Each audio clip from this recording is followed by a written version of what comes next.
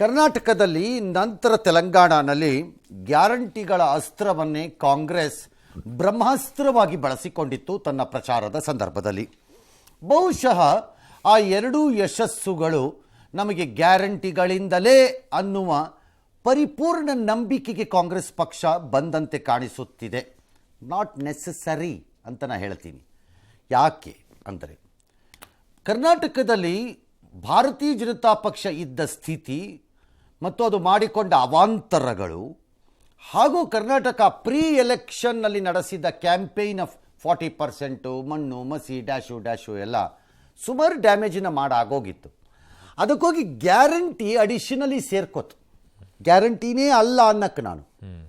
ಹಾಗೆ ತೆಲಂಗಾಣನಲ್ಲಿ KCR ಕುಟುಂಬದ ವಿರುದ್ಧ ಗುಡ್ ಕ್ಯಾಂಪೇನ್ ನಡೆದಿತ್ತು ಮತ್ತು KCR ಕುಟುಂಬನ ಜಾತಿ ಹಾಗೂ ಕುಟುಂಬದ ಆಡಳಿತವನ್ನು ವಿರೋಧಿಸುವ ಮನೋಸ್ಥಿತಿಗೆ ಜನ ಹೆಚ್ಚು ಕಡಿಮೆ ಬರ್ತಾ ಇದ್ರಲ್ಲಿ. ಅದಕ್ಕೂ ಗ್ಯಾರಂಟಿ ಸೇರ್ಕೋತು. ಆದರೆ ಕಾಂಗ್ರೆಸ್ಸಿನ ಬಹುಜನರ ನಂಬಿಕೆ ಗ್ಯಾರಂಟಿಯೇ ನಮ್ಮನ್ನು ಉಳಿಸಿದೆ ಅಂತ. ಹಾಗಾಗಿ ಬಹು ಸಹಜವಾಗಿ ರಾಷ್ಟ್ರಮಟ್ಟದಲ್ಲೂ ಆ ಗ್ಯಾರಂಟಿಯ ಪ್ರಯೋಗವನ್ನೇ ಮಾಡಲು ಹೊರಟಂತಿದೆ. ಇವತ್ತು ಕಾಂಗ್ರೆಸ್ ಪಕ್ಷ ತನ್ನ ಪ್ರಣಾಳಿಕೆಯನ್ನು ಬಿಡುಗಡೆ ಮಾಡಿದೆ. 5 ನ್ಯಾಯಗಳ ಹೆಸರಿನಲ್ಲಿ 25 ಗ್ಯಾರಂಟಿಗಳನ್ನು ಕೊಟ್ಕೊಂಡಿದೆ. ದೇಶ ನಂಬಬೇಕಾ ಬಿಡಬೇಕಾ ಮತದಾರರಿಗೆ ಬಿಟ್ಟದ್ದು.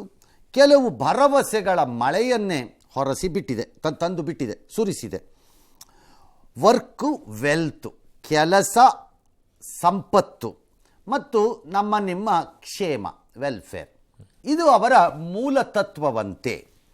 ಇದೇ ಸೂತ್ರ ಕೂಡ 10 ವರ್ಷದಿಂದ ದೇಶದ ಜನತೆಗೆ ನ್ಯಾಯ ಸಿಕ್ಕಿಲ್ಲ.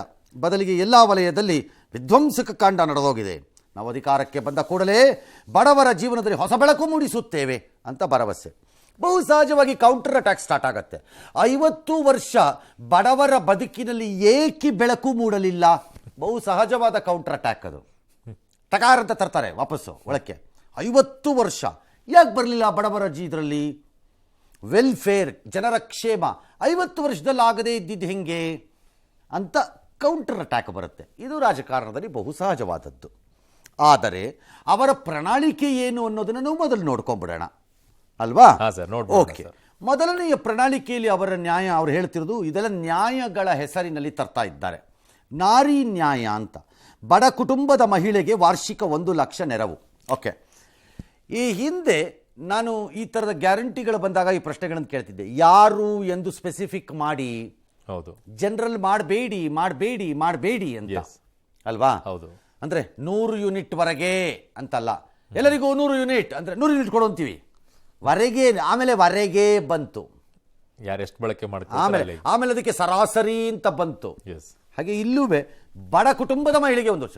ಯಾರು ಬಡವರು ಸ್ಪೆಸಿಫಿಕ್ ಮಾಡಿ. ಯಾರು ಬಡವರು? BPL ಕಾರ್ಡುದಾರರೆಲ್ಲರೂ ಬಡವರು. ಹಾಗಿದ್ದರೆ ದೇಶದ 92% 90% ಜನ ಬಡವರಾಗ್ಬಿಡ್ತಾರೆ. ಈಗ ದೇಶದಲ್ಲಿ ಅತ್ಯಂತ ಮುಂದುವರಿದ ರಾಜ್ಯ ಎಂದು ಬೊಬ್ಬೆ ಹೊಡೆಯುತ್ತಿರುವ ನಾವು, ನನ್ನ ತೆರಿಗೆ, ನನ್ನ ಹಕ್ಕು, ನಾನು ಅಷ್ಟು ದುಡ್ಡು ತರ್ತಾ ಇದ್ದೀನಿ, ದೇಶಕ್ಕೆ 2ನೇವನು 3ನೇವನು ಅಂತ ಹೇಳ್ಕತ್ತಿರೋ ನಾವು BPL ಆಧಾರದಲ್ಲಿ ಹೋದರೆ 85% ಬಡವರು ನಮ್ಮಲ್ಲಿ. ಹೌದು. ಬಿಕಾಸ್ BPL ಅಂದರೆ ಬಿಲೋ ಪಾವರ್ಟಿ ಲೈನ್, ಬಡತನ ರೇಖೆಯಿಂದ ಕೆಳಗಿರುವವರು. 1,28,00,000 80% ಬಂದ್ಬಿಡ್ತೀರಿ. ಆಗೋಯ್ತು ಅಲ್ಲಿ. ಗೊತ್ತಿಲ್ಲ ಇಲ್ಲಿ ಬಡವರು ಅಂದರೆ ಯಾರು. ಬಟ್ ಕೇಂದ್ರದಲ್ಲೂ ಅಷ್ಟೇ ಸಾಮಾನ್ಯವಾಗಿ ಸರ್. ಈಗ ಲೆಕ್ಕ ಇಟ್ಕೊಳ್ಳೋದಾದ್ರೆ BPL ಆವರೇಜ್ ಅದೇ ಇರುತ್ತೆ. All right. ಕೇಂದ್ರ ಸರ್ಕಾರಿ ಉದ್ಯೋಗಗಳಲ್ಲಿ 50% ಹೆಣ್ಣು ಮಕ್ಕಳುಗಳಿಗೆ ಮೀಸಲಾತಿ. That's not a bad idea at all. Yes, ಅದೇನು ಕೊಡಬಾರ್ದು ಅಂತಿಲ್ಲ. ಅವರು 50% ಪಾಪ್ಯುಲೇಷನ್ನು ಇದೆ, ಕೊಡೋದಕ್ಕೆ ಅರ್ಹರು ಇರ್ತಾರೆ. ಅರ್ಹರಿದ್ದಾಗ ಯಾಕೆ ಕೊಡಬಾರದು ಅಂತ ಒಂದು ಲೆಕ್ಕ. ಆಶಾ ಬಿಸಿಯೂಟ ನೌಕರರಿಗೆ ಸಂಬಳ ದ್ವಿಗುಣ. ಓಕೆ, ಮಾಡ್ಬೋದು ಇವರು. ನಾನು ಮಾಡೋಕ್ಕಾಗಲ್ಲ ಅದನ್ನ ಅಂತ ಹೇಳ್ತಿಲ್ಲ, ಬಿಕಾಸ್ ದೇ ಡಿಸರ್ವ್ ಇಟ್. ಅವರು ಕರ್ನಾಟಕದಲ್ಲೂ ಆ ಪ್ರಕಟಣೆ ಆಗಿದೆ ಈಗಲೇ ಕಾಂಗ್ರೆಸ್ಸಿಂದ. ಇನ್ನೂ ಕೊಟ್ಟಿಲ್ಲ ನೀವು? ಕೊಟ್ಟಿಲ್ಲ ಸರ್. ನೆನ್ಪಿಟ್ಕೊಳ್ಳಿ. Okay, done. All right. ಎರಡನೇದು ಕಿಸಾನ್ ನ್ಯಾಯ ಅವರದ್ದು. ರೈತರಿಗೆ ಕನಿಷ್ಠ ಬೆಂಬಲ ಬೆಲೆಯ ಕಾನೂನು ತರ್ತೀವಿ, ಅದನ್ನು ಸ್ವಾಮಿನಾಥನ್ ವರದಿಯ ಆಧಾರದ ಮೇಲೆ ತರ್ತೀವಿ ಅಂತ ಹೇಳಿದ್ದಾರೆ. That's okay. ಈ ಹಿಂದೆ ಕಾಂಗ್ರೆಸ್ ಕೌಂಟರ್ ಅಟ್ಯಾಕ್ ಬಂದ್ಬಿಡ್ತು ಆಗಲೇ BJP ಕಡೆಯಿಂದ. ಈ ಹಿಂದೆ ಸ್ವಾಮಿನಾಥನ್ ಆಯೋಗದ ವರದಿಯನ್ನು ಜಾರಿಗೆ ತರಕ್ಕಾಗಲ್ಲ ಅಂತ ಹೇಳಿದ್ದವ್ರು ಯಾರು ಮೊದಲು? ಅಫ್ಕೋರ್ಸ್ ಕಾಂಗ್ರೆಸ್. ಲೋಕಸಭೆಯಲ್ಲಿ ಕಾಂಗ್ರೆಸ್ನವರೇ ಹೇಳಿದಾರಲ್ಲ, ಅದನ್ನ ಜಾರಿಗೆ ತರಕ್ಕಾಗಲ್ಲ, ಅದನ್ನ ಎಲ್ಲ 124 ಬೆಳೆಗಳಿಗೂ ತರಕ್ಕಾಗಲ್ಲ ಅದನ್ನಂತ ಅವರೇ ಹೇಳಿದ್ದಿಲ್ಲ. ಈಗ ಎಲ್ಲಿಂದ ತತ್ತಾರಂತೆ ಇದು ಎಲೆಕ್ಷನ್ ಬೋಸಿ ಅಂತ ಅವ್ರದ್ದು ಕೌಂಟರ್ ಅಟ್ಯಾಕ್. That's okay. ಕನಿಷ್ಠ ಬೆಂಬಲ ತರುವುದು ತಪ್ಪು ಅಲ್ಲ, ಆಗತ್ತೆ ಅಂತನಲ್ಲ. ಎಲ್ಲ ಬೆಳೆಗಳಿಗೆ ತರಲಿಕ್ಕೆ ಆಗತ್ತಾ ಬೇಕಾ? ನಂಬರ್ 1 ಪ್ರಶ್ನೆ ನಂದಿದು. ನಂಬರ್ 2, ಕನಿಷ್ಠ ಬೆಂಬಲ ಬೆಲೆಯನ್ನು ಯಾರಿಗೆ ಕೊಡಬೇಕು? ಸಿರಿವಂತ ರೈತರಿಗೂ ಸೇರಿದಂತೆಯೋ ಅಥವಾ ಬಡವರು ಅಂತ ಏನು ಕ್ಯಾಟಗರಿ ಮಾಡ್ತಿರಲ್ಲ ಹಾಗೆ ಸಣ್ಣ ಮತ್ತು ಮಧ್ಯಮ ರೈತರಿಗೆ ಮಾತ್ರವೋ? ಇಂತಿಷ್ಟು ಎಕರೆ ಇರುವಂತ ಯಾರಿಗೆ? ಯಾಕೆ ಪಂಜಾಬಿನ ಸಿರಿವಂತ ಗೋಧಿ ಬೆಳೆಗಾರ ರೈತರುಗಳಿಗೆ ಕೊಡಬೇಕು? ವೈ? ಈ ಪ್ರಶ್ನೆ ಬರಬೇಕು. ಹೌದು, ಸಾಮಾಜಿಕ ನ್ಯಾಯ ಮಾತಾಡೋದಾದ್ರೆ ಸಹಜನೇ ಬರಬೇಕದು. ಸ್ಟಿಲ್ ಬರ್ತಾರೆ, ತರಲೂಬೋದು ಅಂತ ಇಟ್ಕೊಳ್ಳೋಣ, ಅದನ್ನು ಕಾನೂನನ್ನೇ ತಂದು ಬಿಡ್ಬೋದು ನೀವು ಅಂತ. ಆಲ್ ರೈಟ್, ತಂದಾಗ ಒಂದು ಬೆಲೆ ಡಿಸೈಡ್ ಆಗುತ್ತೆ. ಆ ಕೌಂಟರ್ನ ಯಾರು ಮಾತಾಡಲ್ಲ. ನಾವು ಜನ ಯೋಚನೆ ಮಾಡ್ಕೋಬೇಕು ಆ ಕೌಂಟರ್ನ, ಪರ್ಟಿಕ್ಯುಲರ್ಲಿ ನಗರ ಪ್ರದೇಶದ ಜನ. ಬಿಕಾಸ್ ಭಾರತದ 40% ಪ್ರದೇಶ ಈಗ ನಗರಕ್ಕೆ ಬಂದು ಆಗೋಗಿದೆ. That is the moment you fix it in a manner, ಆ ಥರದ ಯಾವುದೋ ವಿಚಾರದಲ್ಲೆಲ್ಲ ರಿಟೇಲ್ ಪ್ರೈಸಸ್ ಏನಾಗುತ್ತೆ ಅನ್ನೋದು ನನಗಿನ್ನೂ ಅರಿವಿಲ್ಲ. ನಂಗೆ ಗೊತ್ತಿಲ್ಲ ಅದು ರಿಟೇಲ್ ಪ್ರೈಸಸ್ ಏನಾಗುತ್ತೆ ಅಂತ ಹಿಡಿವಿಲ್ಲ. ಅದು ಅದರ ಕಾಷನ್ ಇರಬೇಕು, ನಮಗೆ ಅದು ಎಚ್ಚರಿಕೆ ಇರಬೇಕಷ್ಟೇ, ಮಾಡಬಾರ್ದು ಅಂತಲ್ಲ ನಾನು ಹೇಳಿರೋದು. ರೈತರು ಸಾಲ ಮನ್ನಾ ಮಾಡಲು ಒಂದು ಶಾಶ್ವತ ಆಯೋಗ. This is A disputed issue. ಅರ್ಥಶಾಸ್ತ್ರಜ್ಞರು ದುಡ್ಡಿರೋರ್ನೆಲ್ಲ ಕೇಳೋದಾದರೆ, ದುಡ್ಡಿದ್ದವರು ಅಂದರೆ ಅರ್ಥಶಾಸ್ತ್ರ ಲೋಕದಲ್ಲಿರೋರು ಕೇಳಿದ್ರೆ, ನೀವು ಎಷ್ಟು ಸರಿ ಅಂತ ಸಾಲ ಮನ್ನಾ ಮಾಡ್ಕೊಂಡು ಹೋಗ್ತೀರಿ? ಅಂದರೆ ಆಯೋಗ ರಚನೆ ಮಾಡ್ತಾ ಇದ್ದಾರೆ. ಆಯೋಗ ರಚನೆ ಅಂದರೆ ಪರ್ಮನೆಂಟ್ಲಿ ಕೊಟ್ಟು ಪರ್ಮನೆಂಟ್ಲಿ ಮನ್ನಾವೋ? ಎಗೈನ್ ಕೌಂಟರ್ ಅಟ್ಯಾಕ್ ಬಂದೇ ಬರುತ್ತೆ, ಅದು ಸಹಜನೇ. ಎಷ್ಟರವರೆಗೆ ಸಾಲ ಮನ್ನಾ? ಯಾರಿಗೆ ಸಾಲ ಮನ್ನಾ? These are the questions again. All right, ಇವೆಲ್ಲ ಕ್ವಶನ್ಸ್ ಅಷ್ಟೇ. 30 ದಿನದಲ್ಲಿ ರೈತರ ಖಾತೆಗೆ ಬೆಳೆ ವಿಮೆ ಪರಿಹಾರ, that's not a bad idea. ಬೆಳೆ ವಿಮೆ ಕೊಡೋದೇ ಆದರೆ 30 ದಿನದಲ್ಲಿ ಕರೆಕ್ಟಾಗಿ ಕೊಡೋದು ಉತ್ತಮಪ್ಪ, ಯಾಕೆ ಕೊಡಬಾರ್ದು? ಯುವ ನ್ಯಾಯ, 30 ಲಕ್ಷ ಉದ್ಯೋಗ ಸೃಷ್ಟಿ ಸರ್ಕಾರದಲ್ಲಿ ಖಾಲಿ ಇರುವ. ಓಕೆ, 30 ಲಕ್ಷ ಉದ್ಯೋಗ ಸೃಷ್ಟಿ ಸರ್ಕಾರದಲ್ಲಿ ಖಾಲಿ ಇರುವ. ಸರ್ಕಾರದಲ್ಲಿ ಖಾಲಿ ಇರುವ ಅಲ್ಲ ನಾ ಮಾತಾಡ್ತಿರೋದು. ಹಾಲಿ ಇರುವ ನೌಕರ ವರ್ಗದಿಂದ ತೆಗೆದುಕೊಳ್ಳುತ್ತಿರುವ ಕೆಲಸದ ಪ್ರಮಾಣ ಸಂಬಳಕ್ಕೆ ಸರಿ ಇದೆಯೋ ಅನ್ನೋದು ಫಸ್ಟ್ ಅಧ್ಯಯನ ಆಗಬೇಕು. ದಾಟ್ಸ್ ಮೈ ನಿಜವಾದ ನಾನು ನಂಬೋ ವಿಚಾರ ಅದು. ಅವ್ರಿಗೆ ಬರೋ ಸಂಬಳಕ್ಕೂ ಅಂತ ಎಲ್ಲರೂ ಕೆಲಸಗಳು ಅಂತ ನಾನು ಹೇಳಿಲ್ಲ, ಬಹುತೇಕರು ಇದ್ದಾರೆ, ನಂಗೆ ಗೊತ್ತಿಲ್ಲ. We can't accuse them of that. ನಾವು ಅವ್ರನ್ನ ಹೇಳಕ್ ಬರಲ್ಲ ಹಂಗೆ. ಬಟ್ ಅಸೆಸ್ಮೆಂಟ್ ಆಗಬೇಕು. Do you require it? ಬೇಕಾ? ಆ ವರ್ಕ್ ಆಗ್ತಿದೆಯಾ? ಆ ಸಂಬಳಕ್ಕೆ ತಕ್ಕಂತೆ ಆ ಕೆಲಸ ಆಗ್ತಿದೆಯೋ? ಓಕೆ. ಎರಡನೇದು, ಸರ್ಕಾರಿ ನೌಕರಿಗಳನ್ನು ನೀವು ಇನ್ಕ್ರೀಸ್ ಮಾಡ್ಕೋತಾ ಹೋದಂಗೆ ಒಂದು ಸೈಡ್ ಪ್ರೈವೇಟೈಸೇಷನ್ ಆಗ್ತಾ ಇರುತ್ತೆ ಖಾಸಗಿ, ಇನ್ನೊಂದು ಕಡೆ ಸರ್ಕಾರಿ ನೌಕರಿಗಳನ್ನು ರೈಸ್ ಮಾಡ್ಕೋತಾ ಹೋದಾಗ ಒತ್ತಡ ಏನು ನಿಮ್ಮ ಬಜೆಟ್ಗಳ ಮೇಲೆ ಭವಿಷ್ಯದಲ್ಲಿ ಅನ್ನೋದನ್ನು ಯೋಚನೆ ಮಾಡ್ಕೋಬೇಕು. ಇವತ್ತು ಮಾಡೋದು ಸುಲಭ, ಲಾಂಗ್ ಟರ್ಮಲ್ಲಿ ನೋಡಿ. ಕಾರನ್ನ ತಗೊಳ್ಳೋದು ತುಂಬ ಈಸಿ, ಮ್ಯಾನೇಜ್ ಮಾಡಬೇಕು, ಮೇಂಟೈನ್ ಮಾಡಬೇಕು, ಅದೇ ಸಮಸ್ಯೆ. ಸುಲಭ ಅಲ್ವಾ? ಹಾಗೆ ಇದುವೆ. ಅದರ ಪರಿಣಾಮಗಳೇನು ಅನ್ನೋದನ್ನು ನೋಡ್ಕೋಬೇಕು. ಅದು ಬೇಕು, ರಿಕ್ವೈರ್ಮೆಂಟ್ ಇದೆ ಯಾವುದೋ ಕಡೆಗಳಲ್ಲಿ, ಅಲ್ಲಿ ಬರಬೇಕಲ್ಲಿ, ಅಲ್ಲಿ ಬರಬಾರ್ದು ಅಂತಲ್ಲ. ಈಗ 4,000 ಪೊಲೀಸರು 1 ಲಕ್ಷ ಜನಸಂಖ್ಯೆ ಇದ್ದಾಗ ಈಗ 10 ಲಕ್ಷ ಜನಸಂಖ್ಯೆ ಆಗಿದೆ, ಇನ್ನೊಂದು 3,000 ಪೊಲೀಸ್ನವ್ರು ಬೇಕಾಗುತ್ತೆ, ತರಬೇಕಾಗಿ ಬರ್ಬೋದು. ಎಲ್ಲಿ? ಸುಮ್ಮನೆ ಹೋಲ್ಸೇಲ್ ಅಲ್ಲ, ಫಿನಿಶ್. ನೆಕ್ಸ್ಟ್, ಶಿಕ್ಷಣ ಪಡೆದ ಯುವಕರಿಗೆ ವಾರ್ಷಿಕ 1 ಲಕ್ಷ ಅಪ್ರೆಂಟಿಸ್. ಯಾವ ಶಿಕ್ಷಣ? ಕ್ಲಿಯರ್ ಮಾಡಿ. ಅದರಲ್ಲಿ ಹಾಕಿದ್ದಾರೆ ಸರ್, ಡಿಪ್ಲೊಮಾ ಮತ್ತು ಪದವೀಧರರಿಗೆ. ಆದ ಮೇಲೆ ಪದವೀಧರರು ಮತ್ತು ಡಿಪ್ಲೊಮಾ ಅಂದರೆ ಲಕ್ಷ ಸಂಖ್ಯೆಯಲ್ಲಿ ಆಚೆ ಬರ್ತಾರೆ. ಹೌದು. ಎಗೈನ್ ಫಿನಾನ್ಷಿಯಲ್ ಇಂಪ್ಲಿಕೇಶನ್ಸ್ ಗೊತ್ತಿಲ್ಲ. ನರೇಗಾ ಶ್ರಮಿಕ ನ್ಯಾಯ, ದಿನಗೂಲಿ 400 ರೂಪಾಯಿಗೆ ಏರಿಕೆ. ದಟ್ಸ್ ಓಕೆ, 380 ಇದೆ. ಯಾಕೆಂದರೆ ನರೇಗಾ ಕೆಲಸಕ್ಕೆ ಹೋಗಲೇಬೇಕು ಅಂತ ಹೋಗ್ತಿರೋರಿಗೆ ನಿಜವಾದ ದುಡ್ಡಿನ ಅವಶ್ಯಕತೆ ಇದ್ದರೆ ಹೋಗೋದು. ಹೌದು, ಇಲ್ಲಿದ್ದು ಯಾರೂ ಹೋಗಲ್ಲ. ಪುಕ್ಕಟೆ ಯಾತಕ್ಕೆ ಹೋಗಬೇಕು? ಎಲ್ಲರೂ ಆ ಅವಶ್ಯಕತೆ ಇದ್ದವರೇ ಹೋಗ್ತಾರೆ. ಆ ರೀತಿ ನಿಜವಾದ ಹಸಿದವರಿಗೆ 100 ರೂಪಾಯಿ ಹೆಚ್ಚಿಗೆ ಸಿಕ್ಕಿದ್ರೆ ಯಾರೂ ಅದಕ್ಕೆ ಬೇಜಾರು ಮಾಡ್ಕೋಬಾರ್ದು. ಒಳ್ಳೆಯದೇ ಅದು, ಯಾರೂ ಬೇಜಾರು ಮಾಡ್ಕೋಬಾರ್ದು. ಅದಕ್ಕೆ ಪ್ರತಿಯೊಬ್ಬರಿಗೂ 25 ಲಕ್ಷದವರೆಗೆ ಆರೋಗ್ಯ ವಿಮೆ. That's N another issue. ಕಾರ್ಮಿಕ ವರ್ಗದವರಿಗೆ ಸರ್. ಗೊತ್ತಿಲ್ಲ ಅದು ಹೆಂಗೆ ಅಂತ. ಅಲ್ಲ, ಅದು ಕಾರ್ಮಿಕ ವರ್ಗದವರಿಗೆ ಮಾತ್ರ. All right. ನಗರ ಪ್ರದೇಶದಲ್ಲಿ ಉದ್ಯೋಗ ಖಾತ್ರಿ ಯೋಜನೆ ವೆರಿ ಜನರಲ್ ಸ್ಟೇಟ್ಮೆಂಟು, ಹೇಗೆ ಅಂತ ನನಗೂ ಗೊತ್ತಿಲ್ಲ. ಸಮಾನತೆ ನ್ಯಾಯ, ದೇಶಾದ್ಯಂತ ಜಾತಿ ಗಣತಿ, ಅದು ಪೊಲಿಟಿಕಲ್ ತೀರ್ಮಾನ ಮತ್ತು ಸಾಮಾಜಿಕವಾದ ತೀರ್ಮಾನ, ನೀವು ಮಾಡಬಹುದು, ಅದರಿಂದ ದೊಡ್ಡ ಪರಿಣಾಮ. ಜಾತಿ ಗಣತಿ ವಿಚಾರದಲ್ಲಿ ರಾಜೀವ್ ಗಾಂಧಿ ಅವರು ಇದಕ್ಕೆ, ಕಾಂಗ್ರೆಸ್ನವರು ಇದಕ್ಕೆ ವಿರೋಧವನ್ನ ಮಾಡಿದ್ದು, ಆ ಟೈಮಲ್ಲಿ ಮಾಡೋದು ಬೇಡ ಅಂತ ಹೇಳಿ. ಹೌದು, ಈಗ ಹಂಗಾರೆ ನೀವು MSP ಇದಕ್ಕೂ ಅದೇ ಹೇಳ್ಬೇಕು, ಹಂಗಾರೆ ಅವ್ರು ಬೇಡ, ಚೇಂಜ್ ಆಗ್ಬಿಟ್ಟಿದೀವಿ ನಾವು ಅಂತಾರೆ. ಓಕೆ.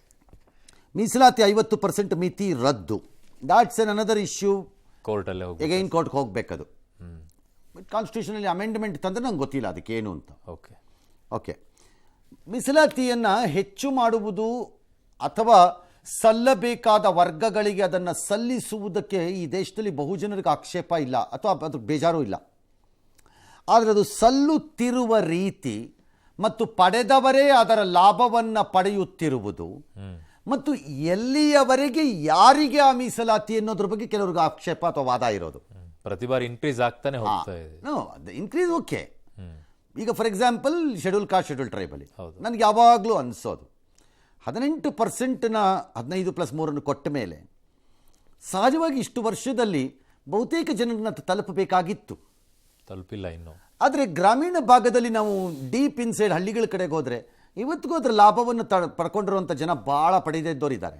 ಆದರೆ ಇದರಿಂದ ಲಾಭ ಪಡೆದು ಶಕ್ತಿವಂತರಾಗಿಯೂ ದೃಢವಂತರಾಗಿಯೂ ರಾಜಕಾರಣದಲ್ಲಿ ಮುಂದಕ್ಕೆ ಬಂದು ಬಿಸ್ನೆಸ್ಸಲ್ಲಿ ಮುಂದಕ್ಕೆ ಬಂದು ಚೆನ್ನಾಗಿ ದುಡ್ಡು ಮಾಡಿ ಬೆಂಗಳೂರು ಸದಾಶಿವನಗರದಲ್ಲಿ ಮನೆ ಕಟ್ಟಿದವ್ರ ಮಕ್ಕಳು, ಮೊಮ್ಮಕ್ಕಳು, ಮರಿಮಕ್ಕಳು ಬೇಕಾದ್ರೆ ಅದ್ರ ಲಾಭವನ್ನು ಪಡಿತಾನೇ ಇರ್ತಾರೆ. ನಾನು ಹೇಳೋದು ಅದೇ ಪರ್ಸೆಂಟೇಜ್ ಆಫ್ ರಿಸರ್ವೇಷನ್ ಅವ್ರನ್ನ ತಲುಪಬೇಕು, ಅವಾಗ ಅವ್ರ ಮೇಲೆ ಹೇಳಕ್ಕೆ ಈಸಿ. That's the point. ಅದು ಮೀಸಲಾತಿಗೆ ಅದಾಗಬೇಕಲ್ವಾ ಅನ್ನೋದೊಂದು ವಾದ. ಹೌದು, ವಾದ ಎಗೈನ್. ಎಸ್. ಬಟ್ ಅದನ್ನು ಹೇಳಿದ ತಕ್ಷಣ ದಲಿತ ವಿರೋಧಿ ಅದು ಅಂದ್ಬಿಡೋದು, ಎತ್ಕಟ್ಬಿಡೋದು ಎಲ್ಲ ಆಗತ್ತೆ. ಪಡೆದವರೇ ಯಾಕೆ ಪಡೀತಾರೆ ಅಂತ ಯಾರಿಗಾರು ಒಬ್ರಿಗೆ ಅನ್ನಿಸ್ಬೇಕು. ಅದು ಆ ಕಮ್ಯುನಿಟಿಯಲ್ಲಿರೋರೇ ಥಿಂಕ್ ಮಾಡೋಕೆ ಶುರು ಮಾಡಬೇಕು. ಯಾಕೆ ನಮ್ಮನ್ನು ತಲುಪಲ್ಲ ಅದು ಅನ್ನಿಸ್ಬೇಕು ಅಂತ ಒಂದು ಲೆಕ್ಕಾಚಾರ ಇರಲಿ. ಇನ್ನು SC/STಗೆ ವಿಶೇಷ ಬಜೆಟ್, ನಥಿಂಗ್ ರಾಂಗ್. ಈಗಾಗಲೇ 18% ಫಂಡ್ಸ್ ರಿಸರ್ವೇಷನ್ಸ್ ಎಲ್ಲ ಇರುತ್ತೆ, ಅದನ್ನು ಸ್ಪೆಷಲ್ ಬಜೆಟ್ ಮಾಡಿದ್ರೆ ಅದೇನು ದೊಡ್ಡ ತಪ್ಪಾಗಲಿಕ್ಕಿಲ್ಲ, ಅದು ಸರಿ ಅಲ್ಲದೆ ಇರೋಂಥ ಅಲ್ವಾ. ಓಕೆ. ಅಗ್ನಿಪಥ ಯೋಜನೆ ರದ್ದು ಅಂತಾರೆ ಇತರೆ ಭರವಸೆನಲ್ಲಿ. It's a serious matter. ರಾಜಕೀಯವಾಗಿ ವಿರೋಧ ಇದೆ ಅನ್ನೋ ಕಾರಣಕ್ಕೆ ಅದನ್ನು ವಿರೋಧವನ್ನು ನಾನು ರದ್ದು ಮಾಡ್ತೀನಿ ಅನ್ನೋದು ಮೂರ್ಖತನದ ಪರಮಾವಧಿ ಆಗ್ಬೋದು. ಬಹುದೇಶಗಳು ಈ ಸಮಸ್ಯೆಗೆ ಸಿಕ್ಕಾಕೊಂಡು ಆಗೋಗಿದೆ. ಯಾವುದು ಸರ್? ನೀವು ನಿರಂತರವಾದಂತಹ ಸೈನಿಕರನ್ನ ಇಟ್ಕೊಂಡು ಅದರದ್ದು ಪೆನ್ಷನ್ಸ್ ಎಲ್ಲ ಮಾಡಿಕೊಂಡು ಅದನ್ನು ನಿಭಾಯಿಸ್ಲಿಕ್ಕಾಗದೇ ಇರೋ ಪರಿಸ್ಥಿತಿಗೆ ಬಂದ್ಬಿಟ್ಟಿದ್ದಾರೆ. ಮತ್ತು ಯಾವುದೇ ಒಂದು ಆರ್ಮಿ, ನೇವಿ, ಏರ್ಫೋರ್ಸಲ್ಲಿ ಫೈಟಿಂಗ್ ಫೋರ್ಸಸ್ಸು ಒಂದು ಪರ್ಟಿಕ್ಯುಲರ್ ಏಜಲ್ಲಿ ಯಂಗ್ ಆಗಿರಬೇಕು ಅನ್ನೋ ಬೈಕೆ ಎಲ್ಲರಿಗೂ ಇರುತ್ತೆ. ಹಾಗಾಗಿ ಸುಮ್ಮನೆ ಪೊಲಿಟಿಕಲ್ ರೀಸನ್ಗೆ ನಾವು ರದ್ದು ಅಂದ್ಬಿಡೋದು ಹಂಗಾಗ್ಲಿಕ್ಕಿಲ್ಲ. ಹಂಗಾದರೆ ಅದರ ಅನಾಹುತಗಳನ್ನು ಅನುಭವಿಸ್ಬೇಕಾಗಿ ಬರಬಹುದು. ಓಟಿಗೋಸ್ಕರ ಯಾವುದೋ ಪೀಳಿಗೆಯಲ್ಲಿ ಯೋಚನೆ ಮಾಡಬೇಕು. ಒಂದು ದೇಶ ಒಂದು ಚುನಾವಣೆ ಜಾರಿ ಇಲ್ಲ, ದಟ್ಸ್ ಎ ಡಿಬೇಟಬಲ್ ಕ್ವಶನ್. ಅದು ಅದಕ್ಕೆ ಇನ್ನೂ ಲಾರ್ಜರ್ ಡಿಬೇಟ್ ಆಗಬೇಕು ನನ್ನ ಪ್ರಕಾರದಲ್ಲಿ. ಯಾರೋ ಒಬ್ರು ಇಷ್ಟಪಟ್ಬಿಟ್ರು 1 ನೇಷನ್ 1 ಪೋಲ್ ಅಂತ ಅಂದ್ಬಿಟ್ರು ಅಂದ ತಕ್ಷಣ ಅದು ಆಗಬೇಕು ಅಂತ ಏನಿಲ್ಲ. ಅದು ನನ್ನ ಪ್ರಕಾರ ಅದು ಡಿಬೇಟಬಲ್ಲೇ, ಅದು ಆಗಬೇಕು ಡಿಬೇಟು. ಮತದಾನಕ್ಕೆ ಹೈಬ್ರಿಡ್ ಪದ್ಧತಿ, ಬ್ಯಾಲೆಟ್ ಜೊತೆ ಮೆಷಿನ್, ವೈ ನನಗಿನ್ನೂ ಅರ್ಥ ಆಗದೆ ಇರೋ ಈ ಪ್ರಶ್ನೆ. ಇದಕ್ಕೊಬ್ಬರು ಇವತ್ತುವರೆಗೂ ಉತ್ತರ ಕೊಟ್ಟಿಲ್ಲ. ನನಗಂತೂ ಕನ್ವಿನ್ಸ್ ಮಾಡಿಲ್ಲ ಯಾರೂ. ಅದು ಕನ್ವಿನ್ಸ್ ಮಾಡೋರ್ಗೂ ನಾನು ಇದನ್ನೇ ಹೇಳ್ತಿರ್ತೀನಿ, ಹೇಳಿದ್ದೆ ಹೇಳೋ ಅಂತ ಅಂದ್ಕೊಂಡ್ರೂ ಪರವಾಗಿಲ್ಲ. ಹೇಳ್ತೀನಿ, ನೀವು ಗೆದ್ದಾಗ ಬರೀ ಯಂತ್ರವೇ ನಿಮ್ಮನ್ನು ಕಾಪಾಡಿದೆ ಎನ್ನುವುದಾದರೆ ಇನ್ನೊಬ್ಬರಿಗೆ ಬೇರೆಯವ್ರಿಗೆ ಗೆದ್ದಾಗ ಯಂತ್ರ ನಿಮ್ಮನ್ನು ಹೀಗೆ ಕೈ ಬಿಡ್ತು ಅಂತ ಯಾರು ಹೇಳಿ. ಹೌದು, ದಟ್ಸ್ ಆಲ್. ಜಮ್ಮು ಕಾಶ್ಮೀರಕ್ಕೆ ವಿಶೇಷ ಸ್ಥಾನಮಾನ, ನೋ. ದೇಶ ಇದನ್ನು ಅಪೋಸ್ ಮಾಡಬೇಕು. ಯಾಕೆ ಕೊಡಬೇಕು? ಹೌದು, ದೇಶ ಇದನ್ನು ಅಪೋಸ್ ಮಾಡಬೇಕು. ಕಾಂಗ್ರೆಸ್ಸಿನ ಈ ಮನೋಸ್ಥಿತಿಯನ್ನು ದೇಶ ವಿರೋಧಿ ಚಿಂತನೆ ಅಂತಲೇ ಪರಿಗಣಿಸ್ಬೇಕು. ಅದನ್ನು ಅದನ್ನು ಕೊಡ್ಕೂಡ್ದು. ಯಾಕೆ ಕೊಡಬೇಕು? R the not part of India? Definitely. ಯಾಕೆ ಕೊಡಬೇಕು ವಿಶೇಷ ಸ್ಥಾನಮಾನವನ್ನವ್ರಿಗೆ? ಎಗೈನ್ ಹಿಸ್ಟಾರಿಕಲಿ ರಾಂಗ್ ಅದು. ಹೌದು, ಅವಾಗಿಂದನೂ ಒಳಗಡೆ ಇರಬೇಕಾಗಿದ್ದು ಅದು. ಇನ್ನು ರೈಟ್ ಟು ಅಪ್ರೆಂಟಿಸ್ ಕಾಯ್ದೆ, ದಟ್ಸ್ ಎ ಫೇರ್ ಒನ್. ಭಾಳ ದೇಶಗಳಲ್ಲಿ ಇದೆ ಇದು ಈಗಾಗಲೇ, ಜಾರಿನಲ್ಲಿ ಇದೆ ಇದು ರೈಟ್ ಟು ಅಪ್ರೆಂಟಿಸ್. ಮಾರ್ಚ್ 15 ವೇಳೆಗೆ ಇರುವ ಶಿಕ್ಷಣ ಸಾಲ ಮನ್ನಾ ಎಷ್ಟು ವರ್ಷ ಮಾಡ್ತೀರಿ, ಯಾವಾಗ ಮಾಡ್ತೀರಿ ಗೊತ್ತಿಲ್ಲ. ಸರ್ಕಾರಿ ಉದ್ಯೋಗಗಳ ಪರೀಕ್ಷಾ ಶುಲ್ಕ ದಾಟ್ಸ್ ಓಕೆ, ಅದಕ್ಕೆ ಕಿತ್ತಾಕ್ಬೋದು, ಬಟ್ ಇದು ಫೈನಾನ್ಷಿಯಲಿ ನೋಡೋದಾದ್ರೆ ಸರ್, ಆರ್ಥಿಕವಾಗಿ ನೋಡೋದಾದ್ರೆ ಕರ್ನಾಟಕ ರಾಜ್ಯದಲ್ಲಿ ಇದೆಲ್ಲ ಗ್ಯಾರಂಟಿಗಳು ಜಾರಿಗೆ ಬಂದ ಮೇಲೆ ಯಾರು ಒಪ್ಕೋತಾರೋ ಬಿಡ್ತಾರೋ ನನಗೆ ಗೊತ್ತಿಲ್ಲ ಸರ್. ಆದರೆ ಈ ಗ್ಯಾರಂಟಿಗಳು ನಮ್ಮ ಆರ್ಥಿಕ ಸ್ಥಿತಿಯ ಮೇಲೆ ವಿಪರೀತವಾದ ಒತ್ತಡವನ್ನು ಹೇರಿರೋದು ನಮಗೆಲ್ಲ ಗೊತ್ತಿರುವ ಸತ್ಯ. ಅದನ್ನು ಸಿದ್ದರಾಮಯ್ಯನವರು ಒಪ್ಪಲ್ಲ ಆಸ್ ಎ ಫೈನಾನ್ಸ್ ಮಿನಿಸ್ಟ್ರು, ಯಾವುದು ಪ್ರಾಬ್ಲಮ್ ಇಲ್ಲ, ಎಲ್ಲ ಕರೆಕ್ಟ್ ಆಗಿದ್ದೀವಿ ಅಂತ ಅನ್ಬೋದು. But we know it financially ಅದು ಎಂಥ ಆರ್ಥಿಕವಾಗಿ ಅದು ಎಂಥ ಒತ್ತಡಗಳನ್ನು ಹೇರ್ಬಿಟ್ಟಿದೆ ಅಂತ. ಅದು ಎಮ್ ಎಲ್ ಎಗಳ ಜೊತೆ ಮಾತಾಡಿದ್ರೆ ಅಥವಾ ಕ್ಷೇತ್ರಗಳಲ್ಲಿ ಮಾತಾಡಿದ್ರೆ ಗೊತ್ತಾಗುತ್ತೆ ಹೇಗೆ ದುಡ್ಡು ಸಿಗ್ತಾ ಇಲ್ಲ ಕೆಲವು ಕೆಲಸಗಳಿಗೆಲ್ಲ ಅನ್ನೋದು ಗೊತ್ತಾಗ್ತಿದೆ. ಹಾಗೆಯೇ ಇದುವೇ ದೇಶವ್ಯಾಪಿ ಯಾವ ರೀತಿಯ ಆರ್ಥಿಕ ಒತ್ತಡಗಳನ್ನು ಹೇರುತ್ತೆ ಇವತ್ತಿರುವ ನಮ್ಮ ಆದಾಯದ ಆಧಾರದ ಮೇಲೆ ಅನ್ನೋದನ್ನು ಕ್ಯಾಲ್ಕುಲೇಟ್ ಮಾಡಬೇಕು ಒಬ್ರು ಕೂತ್ಕೊಂಡು. ಓಕೆ, ಇಟ್ಸ್ ನಾಟ್ ಈಸಿ, ಅಷ್ಟು ಸುಲಭ ಅಲ್ಲ. ಕಾರಣ ಅದಕ್ಕೆ ನಮ್ಮ ಆದಾಯ ಕಾರಣ ಅಲ್ಲ. ನಾನು ಹೇಳ್ತಿರೋದು ಆದಾಯ ಇನ್ಕ್ರೀಸ್ ಆಗ್ಬೋದು, ನಾಳೆ ಇನ್ಕ್ರೀಸ್ ಮಾಡೋಕ್ಕೆ ಟ್ಯಾಕ್ಸ್ ಹಾಕಬೇಕು ಅಂದರೆ ಮತ್ತೆ ಟ್ಯಾಕ್ಸ್ ಹೆಂಗೆ ಹಾಕಬೇಕು ಅಂತ ಇನ್ಯಾರು ಕೇಳ್ತಾರಾಗ ಬಂದೇ ಬರುತ್ತೆ. ನೀವು ಗ್ಯಾರಂಟಿ ನಿಮ್ಮ ಓಟಿಗೆ ಅಂತ ಮಾಡಿಬಿಟ್ಟು ನಮೇಲೆ ಟ್ಯಾಕ್ಸ್ ಹಾಕ್ತೀರೇನ್ರಿ ಅಂತ ಶುರು ಮಾಡ್ತಾರೆ ಕೆಲವರು. ಹೌದು, ಅದು ಶುರು ಮಾಡ್ತಾರೆ. ಎರಡನೇ ಬಹುದೊಡ್ಡ ಪ್ರಾಬ್ಲಮ್ ಎಲ್ಲಿ ಬರಬಹುದು ಅಂತಂದರೆ ಕೆಲವು ಘೋಷಣೆಗಳಲ್ಲಿ, ಎಲ್ಲವೂ ಅಲ್ಲ ಕೆಲವಲ್ಲಿ ರಾಜ್ಯಗಳು ಬಹುತೇಕ NDIಯಲ್ಲಿರೋವು ಎಲ್ಲರೂ ಬಯಸ್ತಾ ಇರೋದು ನಮ್ಮ ಆದಾಯದ 50% ಸೆಂಟ್ರಲಿ ಕಲೆಕ್ಟೆಡ್ ಟ್ಯಾಕ್ಸ್ ಅಂದರೆ ಕೇಂದ್ರ ಕಲೆಕ್ಟ್ ಮಾಡ್ತಿರೋ ತೆರಿಗೆಗಳಲ್ಲಿ 50% ವಾಪಸ್ ಬರಬೇಕು ರಾಜ್ಯಗಳಿಗೆ ಅಂಡರ್ ದಿ ಫೆಡರಲ್ ಸ್ಟ್ರಕ್ಚರಲ್ಲಿ ಅಂತ. ಅಂದರೆ ರಾಜ್ಯಗಳಿಂದ ದೇಶ ಅನ್ನೋ ಕಾರಣಕ್ಕೆ ರಾಜ್ಯಗಳಿಗೆ ವಾಪಸ್ ಬರಬೇಕದು. ಸೊ ನಾಳೆ ₹100 ಕಲೆಕ್ಟ್ ಆಗಿ ನೀವು ಈ ನಿರ್ಧಾರ, ಯಾಕಂದರೆ ಈ ಕಾಂಗ್ರೆಸ್ ಒಂದೇ ಏಕಪಕ್ಷವಾಗಿ ಅಧಿಕಾರಕ್ಕೆ ಬರೋಕ್ಕಂತೂ ಈ ದೇಶದಲ್ಲಿ ಸದ್ಯಕ್ಕೆ ಕಾಣಿಸ್ತಿಲ್ಲ. ಏಕಪಕ್ಷವಾಗಿ ಪರಿಸ್ಥಿತಿಯಲ್ಲಿ ಇಲ್ಲ, ಉಳಿದ ಪಕ್ಷಗಳ ಸಹಾಯದಲ್ಲೇ ಬರಬೇಕು. ಆ ಪಕ್ಷಗಳು ಯಾವುದು ಅಂದರೆ ಅವು ರಾಜ್ಯದಲ್ಲಿರುವ ಪಕ್ಷಗಳು. ಮೇ ಬಿ DMK TMC ಇವತ್ತು ಬಡದಾಡ್ತಿರ್ಬೋದು, ನಾಳೆ ಒಂದಾಗ್ತಾರೆ ಪ್ರಾದೇಶಿಕ ಪಕ್ಷ. ಅವ್ರು 50% ಡಿಮ್ಯಾಂಡ್ ಮಾಡಿದಾಗ ಅದನ್ನು ಈಡೇರಿಸಲೇಬೇಕು ಕಾಂಗ್ರೆಸ್ಸು, ತಾನು ಉಳ್ಕೋಬೇಕು ಅನ್ನೋದಾದರೆ. ಅದು ಈಡೇರಿಸ್ಬಿಟ್ರೆ ಇನ್ನು 50% ಇದು ಸಾಧ್ಯವೋ, ಅಲಾಂಗ್ ವಿತ್ ಡೆವಲಪ್ಮೆಂಟು ಸಾಧ್ಯವೋ, ಕ್ವಶನ್ಸ್ ವಿಲ್ ಕಮ್ ಆರ್ಥಿಕವಾಗಿ. ಬಟ್ ಇದನ್ನು ತಯಾರಿ ಮಾಡಿರೋದು ಈ ದೇಶ ಕಂಡ ಬಹುದೊಡ್ಡ ಆರ್ಥಿಕ ಮಂತ್ರಿಯೇ ಆಗಿದ್ದರಿಂದ P. ಚಿದಂಬರಂ ಅವರು ಅವ್ರು ಲೆಕ್ಕ ಹಾಕಿರ್ಬೇಕು ಮೋಸ್ಟ್ಲಿ. ಅಲ್ಲ 35-36 ಕೋಟಿ ಬರೀ BPL ಅಂತ್ಯೋದಯ ಕಾರ್ಡ್ ಇದೆ, ಇಂಟು 1 ಲಕ್ಷ ಹಾಕೊಂಡ್ರೆ ಲೆಕ್ಕನೇ ಬೇರೆ ಆಗುತ್ತೆ. ಕೂತ್ಕೊಂಡು ತೀರ್ಮಾನ ಮಾಡೋಷ್ಟು ಸುಲಭ ಅಲ್ಲ ಅದು. ಇದು ಚರ್ಚೆಗೆ ಒಳಗಾಗಬೇಕಾಗತ್ತೆ. But there are dangers. ನಾನು ಹೇಳಿಂಗೆ ಆ ರೀತಿ ರಾಜ್ಯಗಳಿಗೆ DMK TMC ಬಿಡ್ತಾರ 50% ಕೊಡಿ ಅಂತಾರೆ. ನೀವು ಕೊಡಲ್ಲ ಅಂದರೆ ನಿಮ್ಮನ್ನ ಯಾಕೆ ಸರ್ಕಾರದಲ್ಲಿ ಇಡಬೇಕು ಅವಾಗ ಅಂತಾರೆ ಅವರು, ಅಲ್ವಾ? ನೋಡೋಣ, ವಿಲ್ ಸಿ. ಇನ್ನು ಲೋಕಸಭೆ ಚುನಾವಣೆ ಗೆಲ್ಲೋಕೆ ಈಗ ಪ್ರಣಾಳಿಕೆಯನ್ನು ಬಿಡುಗಡೆ ಮಾಡಿದ್ದಾರೆ ಕಾಂಗ್ರೆಸ್ನವರು. ಇದು ಸುಳ್ಳುಗಳ ಕಂತೆ ಅಂತ ಬಿಜೆಪಿ ಎಲ್ಲ ಬಣ್ಣಿಸಿದೆ. ಮತ ಗೊಂದಲ ಮೂಡಿಸುವ ಹುನ್ನಾರ ಅಷ್ಟೇ ಇದು. ಹಲವು ದೇಶಗಳಲ್ಲಿ ಅಧಿಕಾರ ನಡೆಸಿದ ಕಾಂಗ್ರೆಸ್ ಪಕ್ಷ ಹಿಂದಿನ ಚುನಾವಣೆಗಳು ನಡೆದ ಯಾವುದೇ ಭರವಸೆ ಈಡೇರಿಸಿಲ್ಲ. ಈಗ ನ್ಯಾಯದ ಬಗ್ಗೆ ಮಾತನಾಡ್ತಾ ಇದ್ದಾರೆ ಅಂತೆಲ್ಲ ಲೇವಡಿ ಮಾಡಿದ್ದಾರೆ. ಇನ್ನು ಖುದ್ದು ಪ್ರಧಾನಿ ಮೋದಿ ಕಾಂಗ್ರೆಸ್ ಪ್ರಣಾಳಿಕೆಯನ್ನ ಟೀಕೆ ಮಾಡಿದ್ದಾರೆ. ಬೇರೆ ಪಕ್ಷಗಳಂತೆ ಬಿಜೆಪಿ ಬರೀ ಪ್ರಣಾಳಿಕೆ ಪ್ರಕಟಿಸಿಲ್ಲ, ನಾವು ನಿರ್ಣಯ ಪತ್ರದೊಂದಿಗೆ ಬರ್ತೀವಿ, ಇವತ್ತು ಇಡೀ ದೇಶ ಮೋದಿ ಗ್ಯಾರಂಟಿಗಳ ಬಗ್ಗೆ ಮಾತನಾಡ್ತಿದೆ ಅಂತೆಲ್ಲ ಹೇಳಿದ್ದಾರೆ. ಇನ್ನು ಇಂಗ್ಲೆಂಡ್, ಅಮೆರಿಕ, ಥೈಲ್ಯಾಂಡ್ ಫೋಟೋಗಳೆಲ್ಲ ಅದರಲ್ಲಿ ಹಾಕೊಂಡಿದ್ದಾರೆ ಅಂತ ಹೇಳಿ ಅವರೊಂದಿಷ್ಟು ಕಿರಿಕಿ ಎತ್ತಿದ್ದಾರೆ. All right. ಈಗ ಫಾರ್ ಎಕ್ಸಾಂಪಲ್ ಮಣಿಪುರ ಸರ್ಕಾರ ತೆಗಿತೀವಿ ಇಂದಿಯಾರೆ ಆಗ್ಲೇ ಗಲಾಟೆ ಸ್ಟಾರ್ಟ್ ಮಾಡಿದ್ದಾರೆ. ನೀವು ಯಾರು ತೆಗಿಯಕ್ಕೆ? ಅದು ಡೆಮೋಕ್ರೆಟಿಕ್ಕಾ? ಅದು ಪ್ರಜಾಪ್ರಭುತ್ವನಾ? ನಿಮ್ಗೆ ಅದೇ ಅಭ್ಯಾಸ. 50 ವರ್ಷದಲ್ಲಿ ನೀವು ಹಲವಾರು ಡಜನ್ ಗಟ್ಟಲೆ ಸರ್ಕಾರ ಕಿತ್ತಾಕಿದ್ದೀರಿ ಇದೇ ಥರ. ನೀವು ಈಗ ನಮ್ಗೆ ಹೇಳ್ತೀರಿ ಪ್ರಜಾಪ್ರಭುತ್ವ ಅಂತ. That is democracy. ಅದೇ ಪ್ರಜಾಪ್ರಭುತ್ವ. ಈ ರೀತಿಯ ಎರಡೂ ವಾದಗಳನ್ನು ಭಾಳ ಆವೇಶಭರಿತವಾಗೋ ಅಥವಾ ಅರ್ಥಪೂರ್ಣವಾಗೋ ನಮ್ಮ ಮುಂದೆ ಮಂಡಿಸಿದ್ರೆ ತಾನೇ ನಮಗೂ ಒಂದು ತೀರ್ಮಾನ ಮಾಡೋಕ್ಕಾಗೋದು. ಚರ್ಚೆ ಆಗಬೇಕು. ಮುಂದಕ್ಕೆ ಹೋಗೋಣ. ಲೋಕಸಭಾ ಚುನಾವಣೆಯಲ್ಲಿ ಟಾಕ್ ವಾರ್. ರಾಜಸ್ಥಾನದ ಚುರುನಲ್ಲಿ ಪ್ರಧಾನಿ ಮೋದಿ ಭಾಷಣ ಮಾಡಿದ್ರು. ಹೆಚ್ಚು ಕಡಿಮೆ ಕಾಂಗ್ರೆಸ್ಸನ್ನು ಟೀಕಿಸಿದ್ರು. ಇವರೆಲ್ಲ ಕಾಂಗ್ರೆಸ್ಸು ಬರೀ ತುಷ್ಟೀಕರಣ ರಾಜಕಾರಣ ಇರೋದು ಅಂತ ಅವ್ರು ಹೇಳಿದ್ರು. ಶ್ರೀರಾಮನನ್ನೇ ಕಾಲ್ಪನಿಕ ವ್ಯಕ್ತಿ ಅಂತ ಕೋರ್ಟ್ಗೆ ಅಫಿಡವಿಟ್ ಹಾಕಿದ್ದನ್ನು ಕಾಂಗ್ರೆಸ್ನವರು ಉಲ್ಲೇಖಿಸಿ ಈಗ ಮಾತಾಡ್ತಾರೆ ರಾಮಮಂದಿರದ ಉದ್ಘಾಟನೆ ವೇಳೆ ರಾಜಕೀಯನ ಅಂತ ಅವ್ರು ತರಾಟೆಗೆ ತೆಕ್ಕೊಂಡ್ರು. ಸರಿ, ಸೇನೆಯನ್ನು ಅಪಮಾನಿಸೋ ಕೆಲಸ ಪುಲ್ವಾಮಾ ವಿಚಾರದಲ್ಲಿ. ಆದರೆ ಖರ್ಗೆ ಹೇಳಿದ್ರು, ಮೋದಿಗೆ ಬರೀ ಬೈಯೋದು ಬಿಟ್ಟರೆ ಏನು ಗೊತ್ತಿಲ್ಲ, ಎಲ್ಲರನ್ನೂ ಜೈಲಿಗೆ ಹಾಕ್ತಾರಷ್ಟೇ, ನಮ್ಮ ಖಾತೆ ಸ್ಥಗಿತ ಮಾಡಿಸ್ಬಿಟ್ಟಿದ್ದಾರೆ ಅಂತ. ನಿಮ್ಮ ಖಾತೆ ಸ್ಥಗಿತ ಆಗಿರೋದು ನಿಜ, ಬಟ್ ಅದು ಅಕ್ರಮವಾಗಿದ್ದರೆ ಕೋರ್ಟ್ ಓಪನ್ ಮಾಡ್ತಿತ್ತು ಅಂತ ನನ್ನ ಅಭಿಪ್ರಾಯ. ನನಗೆ ಗೊತ್ತಿಲ್ಲ ಅದು ಯಾಕೆ ಇನ್ನೂ ಆಗಿಲ್ಲ ಅಂತ. ನಿಮ್ಮ ಮನೇನೋ ಆಗಿದೆ ಅಲ್ವಾ, ಸುಪ್ರೀಂ ಕೋರ್ಟ್ ಏನೋ ಕೊಟ್ಟಿದ್ದಾರಲ್ವ, ಏನೋ ಗೊತ್ತಿಲ್ಲ. ಸೊ ಇರಲಿ, ನಾಳೆ ನಿಮ್ಮ ಮೇಲೂ ಆಗ್ಬೋದು. ಪ್ರಜಾಪ್ರಭುತ್ವ ಉಳಿಬೇಕು ಅಂದರೆ ಮೋದಿ ಹೋಗ್ಬಿಡಬೇಕು ಅಂತ ಖರ್ಗೆ ಅವರ ಕರೆ. हमेशा तुष्टीकरण को प्राथमिकता दी है. तुष्टीकरण के लिए किस हद तक जा सकते हैं ये देश ने देखा है. ये वो लोग हैं जिन्होंने कोर्ट में जाकर कहा था कि प्रभु श्री राम तो काल्पनिक है. अभी कुछ महीने पहले ही अयोध्या में भव्य राम मंदिर का सपना पूरा हुआ.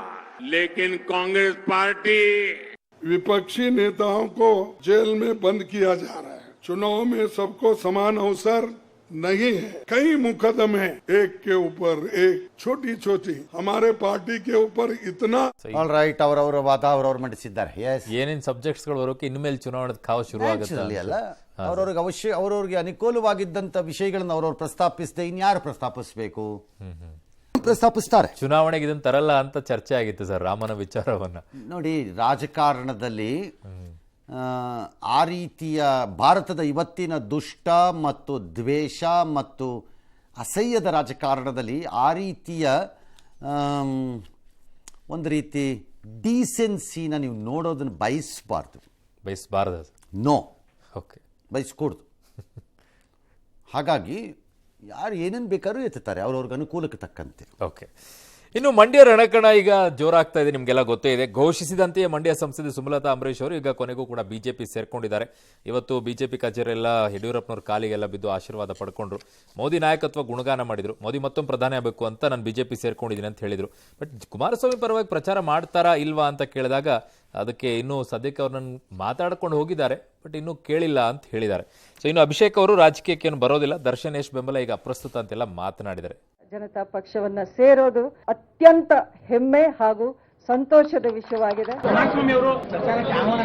ಇಲ್ಲ, ನನಗೆ ಈವರೆಗೂ ಆ ರೀತಿಯ ಆಹ್ವಾನ ಏನಿಲ್ಲ. ಸಹಕಾರ ಕೇಳಿದ್ದಾರೆ ಅವತ್ತಿನ ದಿನ ಮನೆಗೆ ಬಂದಾಗ. ಪಕ್ಷದ ವತಿಯಿಂದ ನನಗೆ ಬರಬೇಕು, ಅವರೇ ಪ್ಲಾನ್ ಮಾಡಿ ಕೊಡ್ತಾರೆ. ಆ ರೀತಿ ನಾನು ಎಲ್ಲಿ ಹೋಗ್ಬೇಕು ಅನ್ನೋದು ಪಕ್ಷದಿಂದಲೇ ಆಲೋಚನೆ. ಅಭಿಷೇಕ್ ಅಂಬರೀಶ್ ಅಟ್ ಪ್ರೆಸೆಂಟ್ ಪಾಲಿಟಿಕ್ಸ್ಗೆ ಇಲ್ಲ. ಅವರು ಈಗ ಪೊಲಿಟಿಕಲ್ ನಡೆ ಏನು ಇರಲ್ಲ. ಮೇಡಮ್, ದರ್ಶನ್ ಅವರು ಯಶ್ ಅವರು ಇನ್ನು ಮುಂದೆ ಅವ್ರ ಸಪೋರ್ಟ್ ಯಾವ ರೀತಿಯಾಗಿರುತ್ತೆ? ಸದ್ಯದ ಪರಿಸ್ಥಿತಿಯಲ್ಲಿ ಅಪ್ರಸ್ತುತ ಅಂತ ನಾನು ಅನ್ಕೊಂಡಿದ್ದೀನಿ. ಅವರು ಬಿಜೆಪಿಗೆ ಸೇರ್ತಕ್ಕಂಥದ್ದು ಮೊನ್ನೆ ತೀರ್ಮಾನ ತೆಗೆದುಕೊಂಡಿದ್ದಾರೆ. ಬಹುಶಃ ಅವರ ಸಮಯ ನೋಡಿ ಅವರು ಯಾವಾಗ ಚುನಾವಣಾ ಪ್ರಚಾರಕ್ಕೆ ಬರ್ತಕ್ಕಂಥದ್ದಕ್ಕೆ ಒಂದು ಸಮಯ ಕೊಡ್ತಾರೆ, ಆಗ ನೋಡಿ ನಿಗದಿ ಮಾಡ್ತೀವಿ.